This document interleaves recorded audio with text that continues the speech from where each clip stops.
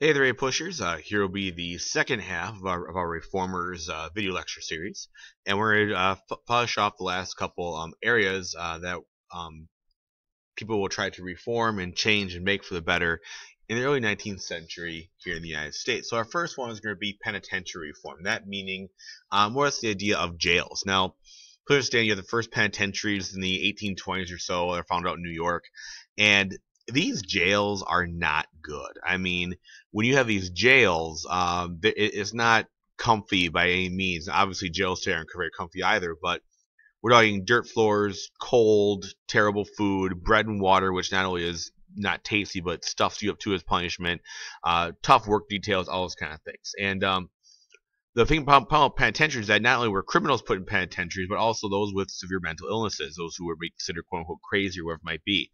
And Dorothea Dix was one of the people who toured one of these penitentiaries, and instead of finding people who had mental illnesses like schizophrenia and those kind of things getting help, she found them chained naked to beds, starving away pretty much in these penitentiaries. And so she called attention to this and started writing newsletters and books and those kind of things saying how bad our current jail system is.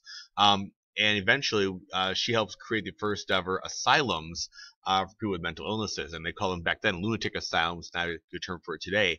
But these are more or less more of a hospital setting for people who have mental illness versus just throwing them in prison and getting them out of the way.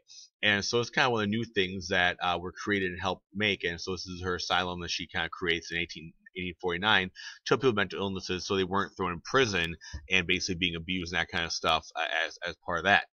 Now, besides the penitentiary reform, we have the other issues here of the temperance movement. So temperance meaning getting rid of alcohol, and the idea of demon rum, and the idea that alcohol is ruining our culture. So one of the big groups here was called the Beecher family, and the Beecher family will be very involved in American social issues. So Lyman Beecher is the guy right in the middle here. He was a pastor, okay, and a huge a huge temperance type guy, anti-alcohol person. His wife Catherine was also in there as well. And then his daughter Harriet Beecher Stowe will later on write the book called Uncle Tom's Cabin, which will be part of the abolition movement later on in the 1850s. We'll talk about. Later on, Frances Willard, who was green more in the 1870s, also we'll talk more about her, and she also a big part. Now, there are two kind of sides to the anti-alcohol movement. Now, Beecher and his group kind of said alcohol was just an immoral type thing, and that everyone's drinking way, way too much. And even like, he would go to meetings of pastors, and the pastors would be drunk at the meeting. So people were drunk all the time. And they do that people who are drunk are going to do bad things and immoral things, whether they be immorally in terms of violence and those kind of deals. Frances Willard looked at the impact of alcohol on the home. The fact that after work, guys will go out and drink and enjoy themselves at pubs and bars and taverns, and they come home and beat on their wives and children. And the idea of domestic violence being a huge issue.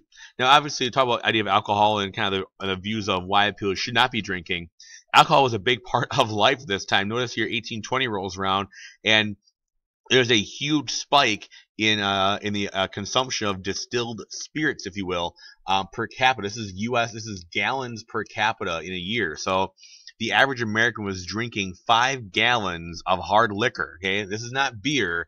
This is rum and brandy and gin and whiskey, that kind of stuff at this time. And so eventually, by the 1860s, this drops down again. But this is every person.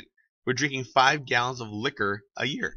And you kind of see the idea here that people started drinking early on, and they got rowdy and stuff. And then by the end, they're sick, they're decrepit, they're poor because they can't work, lose their jobs, and those kind of things. And the idea that the person who was suffering was right here in the middle. Okay, that the wives and children, as these guys were out drinking and having a good time and fighting and all kind of stuff and carousing potentially with prostitutes, those kind of things. Eventually, they get sick, they die, and they can't work. And the people that suffer are their families. It's the wives and the kids that are suffering because of this drunkard's process. And so this big anti-alcohol, this temperance movement happening in the early 1800s, in the 1840s and 30s as well. Now, also trying to look at our social reform is the idea of prostitution, which is, the world's oldest profession. And so they talk a lot about the fallen woman, right? They kind of blame the idea of these immoral girls and that kind of stuff, and especially the Irish ladies in the cities who were in the red light districts. And so you talk about kind of the poor person who's involved in these kind of things. And so you have Sarah Ingraham, who kind of first bring attention to the idea of prostitution, that kind of stuff, and they advocate for more reform. How do you fix this prostitution, this immorality that's happening in our cities? Because not only do you have the girls who are doing this, but you have the guys as well. And there are two views here. Either A, you have these immoral girls who are selling their bodies, or B, in a book called The Female Moral Reform Society, this group looked more not at the girls who were in situations, but instead at the Johns and the pimps, the guys who were creating these brothels and running these brothels full of young girls who really had nowhere else to turn, as well as the guys who go in and pay for sex, and the Johns who would pay for their companionship in different places. And so, there's two ways of looking at this, and two ways of trying to advocate for changes in the cities to get rid of the idea of prostitution. And prostitution was pretty rampant. Everyone knew where the brothels were, where the red light district was. They were pretty popular areas of bigger cities and even small cities as we extend out to the west. Another movement that's we change here is the idea of education. So understand that prior to this, most education was done in a religious setting. So even your first big universities, Yale and Harvard and Princeton, all those are religious universities to begin. And this is a time period in the 1820s and 30s where we'll be shifting now to more secular ideas of education. And Massachusetts is by far, and by the way, secular being means of non-church based or public education. Education was expensive. You had to go to a church school or you had to go to a private school, and literally not a lot of people got education that way. Now, Massachusetts is always on the forefront of public education reform in our country. At least in the 19th century they are. And so Massachusetts is the first state that will establish tax support for public schools, essentially making the model that we use today, where you have that property taxes will kind of help pay for the school buildings and teacher salaries and all those kind of things to support local schools.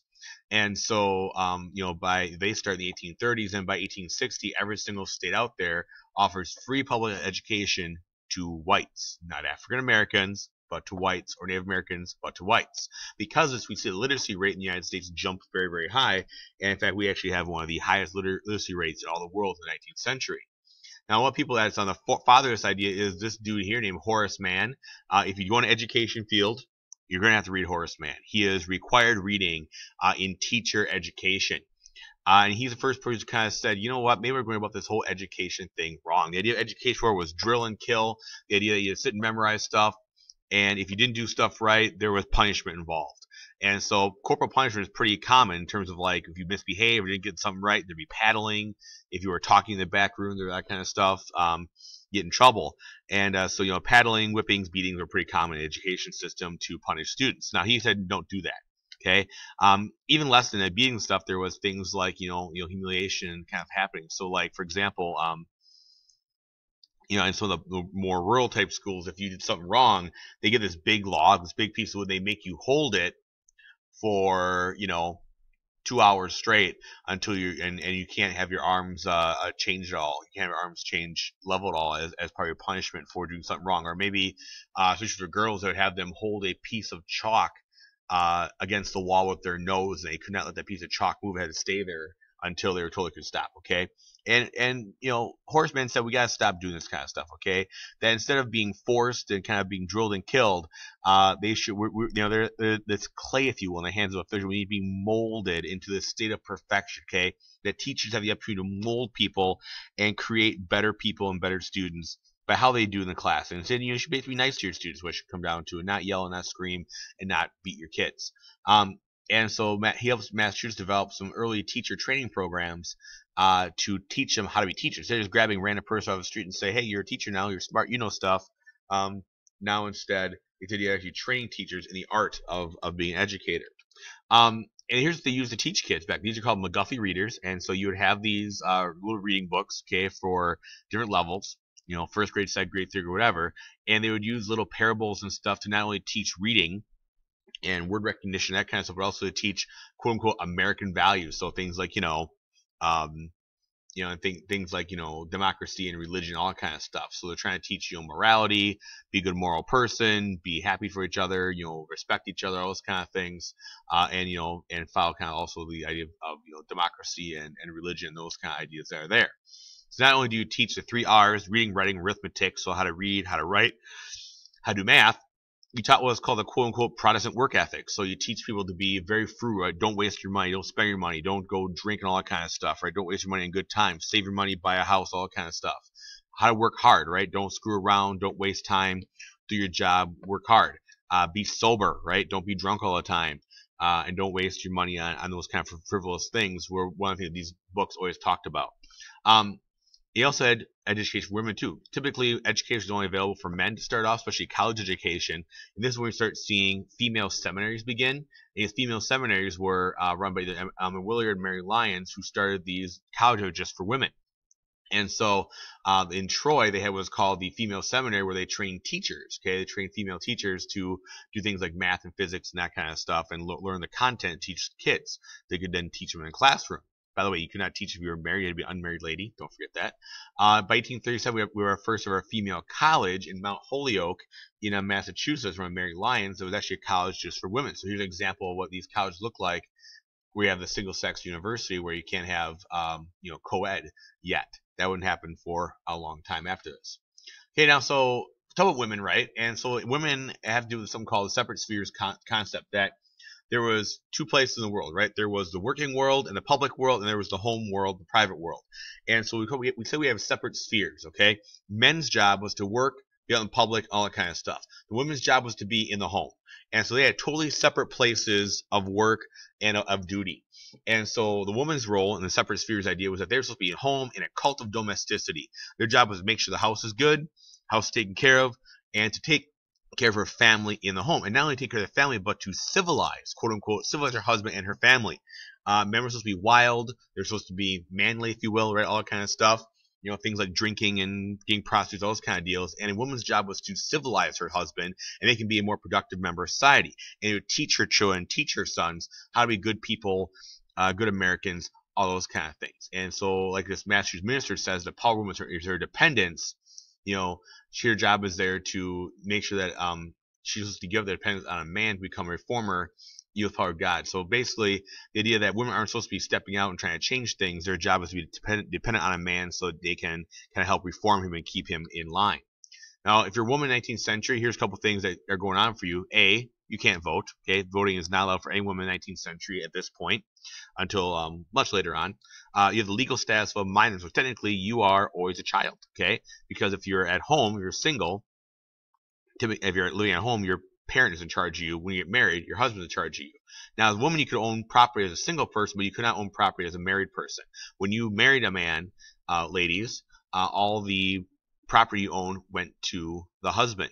And you were not allowed to start the divorce. Only a guy could start the divorce. And divorces are very, very tough to make happen. And because women were minors, they could not do any kind of public documents. They could not make a will, could not sign a contract, could not sue somebody unless their husband signed off on that process. So this kind of a little joke cartoon that men wrote saying, well, if women had their way, they'd be out there doing all this kind of stuff, where guys would be inside the exact flip-flop, right, of what things actually were. Now, some people start arguing against this, and the Second Great Awakening and the anti-slavery movement, what we'll talk about, kind of inspired some women to fight against this. Now, a lot of people, some women started seeing this called domesticity, the same thing as slavery in the South. The idea that some of these Southern abolitionist ladies like Angelina and Sarah Grimke from South Carolina and Lucy Stone, they kind of started, there is this American Women's Suffrage Association saying, well, you know what, we're being treated the exact same way as slaves. We're stuck in the house, we can't do job, we can't work outside, we can't vote.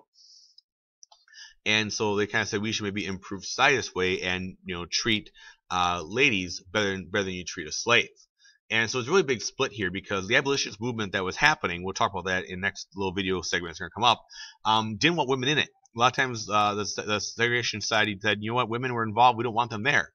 And so a lot of women break off and start their own kind of deal. And Elizabeth Cady Stanton, this lady right here, kind of begins this. She takes her honeymoon in London at the World Anti-Slavery Convention with her reformer husband. She meets Lucretia Mott, and they start talking. They're like, you know what? This stuff in America is bullcrap, right? Ladies are being treated the exact same as slaves, and so we should make our own group. And so in 1848, they have what's called the Seneca Falls Declaration of Sentiments. We'll talk about that more in class, where these ladies get together and with some men as well, and they basically make a declaration of independence for women, saying that women should be treated the exact same way men are treated. And that's where the women's rights movement really kind of begins. And so here is Seneca Falls, New York. Here are the signers of this document. We'll look at the document in class. And we're going to stop there for this one, guys. And I'm going to stop and check out part 3 of our series for this to look at the abolition movement, please. Have a good day, everybody. Thank you very much.